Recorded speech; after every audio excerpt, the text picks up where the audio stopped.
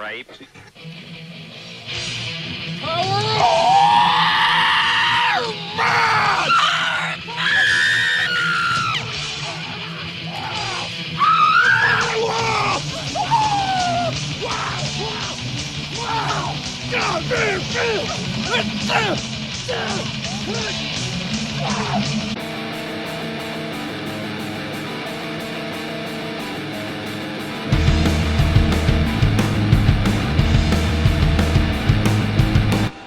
Oh shit! It's time for another edition of Bands You Should Know! It's been a little bit since I did one of these, so in case you're new, Bands You Should Know is a series of videos where I talk a little bit about a band that I don't see a whole lot of mentions about on the internet or just in general. I've done a good amount of these ranging from, thrash bands from the 80s all the way to more modern bands that maybe just hadn't at that point gotten a whole lot of attention.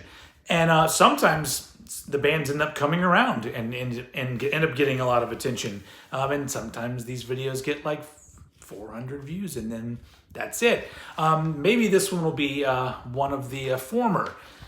Because today we're going to be talking about a band that honestly, they have a very small discography, but the most recent thing they've put out is great enough to where I feel like they should be a band that everyone's still talking about, but we'll get into that. The band we're going to be talking about is a band from Minneapolis, Minnesota called Powermad. So Powermad formed in the mid-'80s. And within a couple years, they had already put out a release on Combat Records, which was a few demos that Combat was releasing on this series called Combat Boot Camp. And so you would think, oh shit, their first release after that's totally going to be on Combat Records. No, they ended up getting signed to Reprise Records. That's a label that's owned by Warner Brothers. We're talking major label shit here. So they very quickly rose to the top of the bunch. And in 1988, on Reprise Records, they would release their first EP called The Madness Begins. Now, if you look up the band Powermad, you'll probably see the term speed metal used with them, and along with that, thrash metal. But this very first EP to me is pretty much just thrash. It's very riffy, and there's not a whole lot of like progressiveness to it at all. It's a fucking killer EP, but it basically is when it comes to the sound of Powermad, it's embryonic. Like they're still kind of figuring out what they're doing, but already really fucking good at it. And they actually ended up releasing a music video from this album for the song Terminator.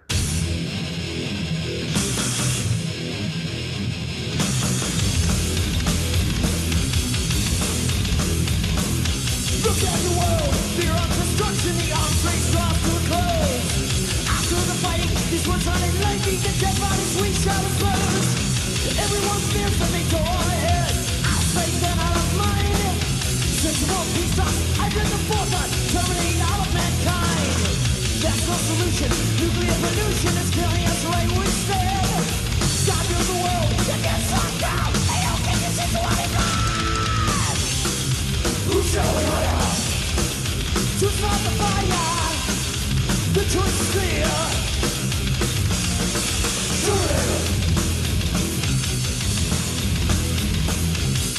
So as you can hear, it's thrashy, very riffy.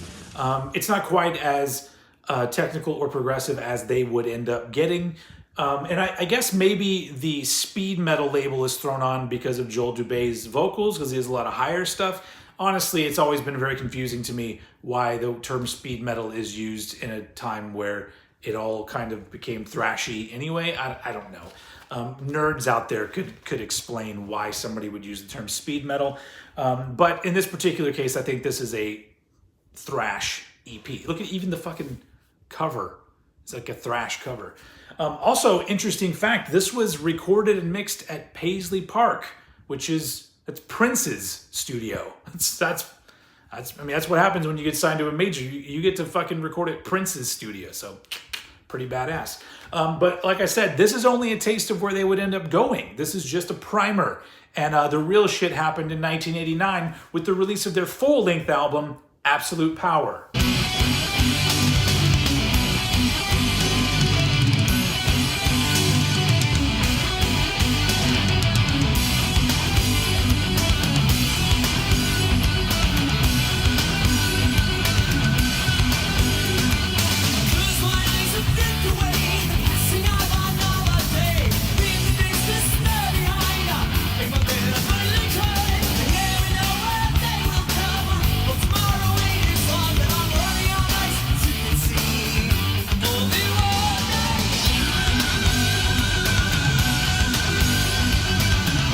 Absolute Power is their first full-length album, and it really does expand on their sound. They're taking more chances with their songwriting. They're pushing boundaries with pretty much everything. There's still a lot of thrashiness on this, but there's progressive qualities to it.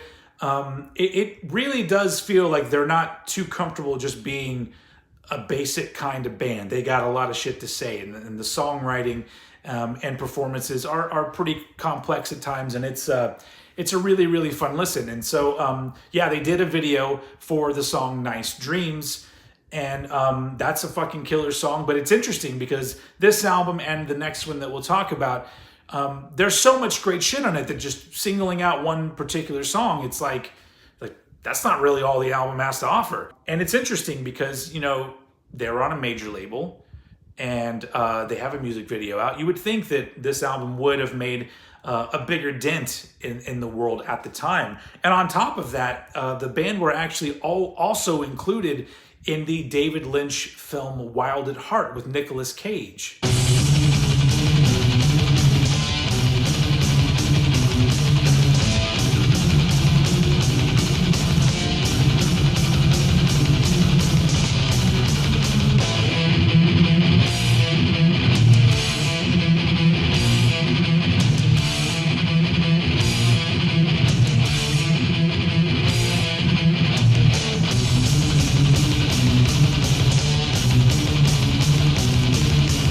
But all of those things combined with a killer album where they got a lot more adventurous with their sound, it still wasn't enough. And this didn't really make a very big splash at all, especially for a new band on a major label.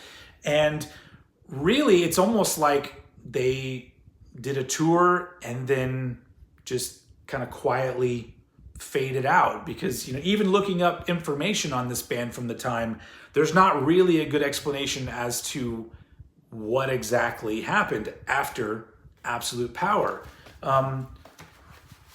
There is an inner sleeve to Absolute Power. Let's take a look at that first. There you go. Here's the dudes right there. And then, of course, you got lyrics as usual. But then, of course, you have the basic Reprise Records label. Nothing fancy there. But at that point, everything went quiet in the Powermad camp. And then all of a sudden, the band reemerges with another album in 2015.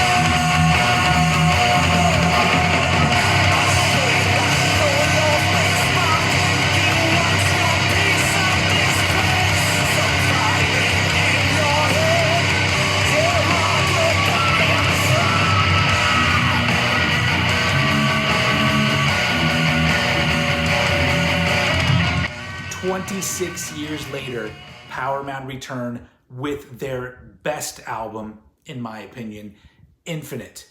This is an absolutely killer album, and it's 3/4 of the original lineup of Powermad, with drummer Dirk Van Buren, who you all may know because he is currently the Megadeth drummer. I think he's still the Megadeth drummer. Who knows in that band? But this album is, once again, I'll show. I did a whole video where I just showed this vinyl release because look at this shit. Look at that. It's like there's like a oh, there you go. So this folds out like this. The big old face. Look at that. And then you have a real sturdy inner sleeve thing here. And I'll just go ahead and do this. I think it was my 4th or 5th Vinyl Thoughts episode I did. I showed this vinyl and talked about this album. And there you go. Cool little gray and white. Is there blue in there too? Splatter thing going on. But yeah, enough about the actual fucking vinyl because that doesn't matter. They could have released this album on plain black with no inner sleeve and just a basic cover that said Powermad Infinite, and I wouldn't have cared because the fucking music in this album is insane.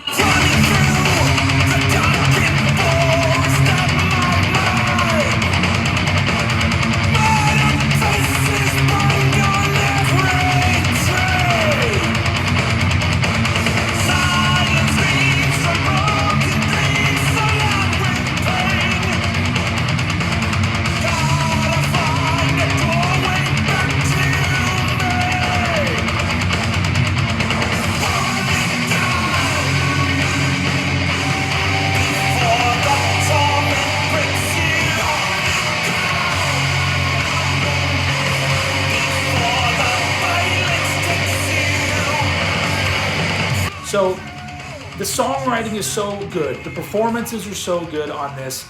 They give you a variety of songs. It takes the Powermad sound, which has a little bit of thrashiness, a little bit of progression, a little bit of technicality, and they put a modern spin on it in the best way possible.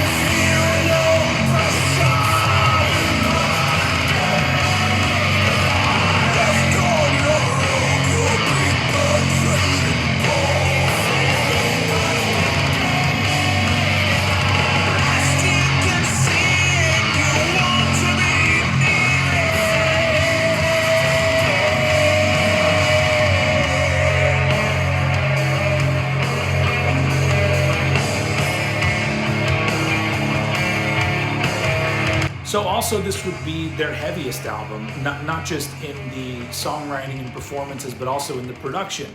It just sounds fucking huge, which once again, it's an album that came out in 2015 and I like the production on it. A lot of modern shit. You've heard me talk about it. I don't like it. I love how this album sounds.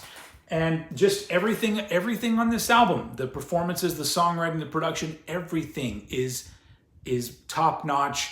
And honestly, when you're talking about albums made in this century, in the 21st century, holy fuck, this would probably be in my top 10, like overall. So obviously it's also my favorite Powermad album. But this album came out and there wasn't a whole lot of fanfare about it. I know they played some shows, but I don't know if they actually even toured. If they did, it wasn't anything that was ever on my radar.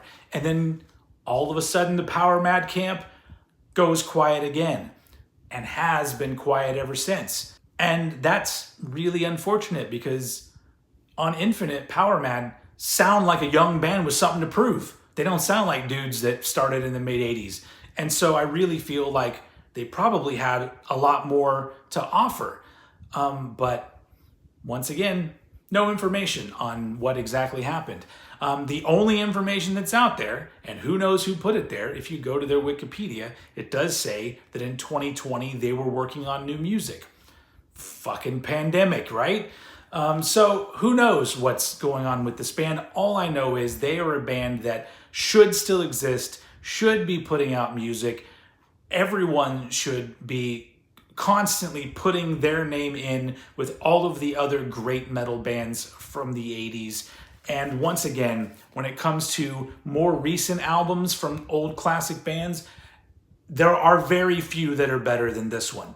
And so hopefully, maybe the Powermad camp are watching somebody from the band and they can put something down below in the comments, maybe explain what happened or what the plans are for the future. Because I can't be the only one that's waiting to hear something new from these guys.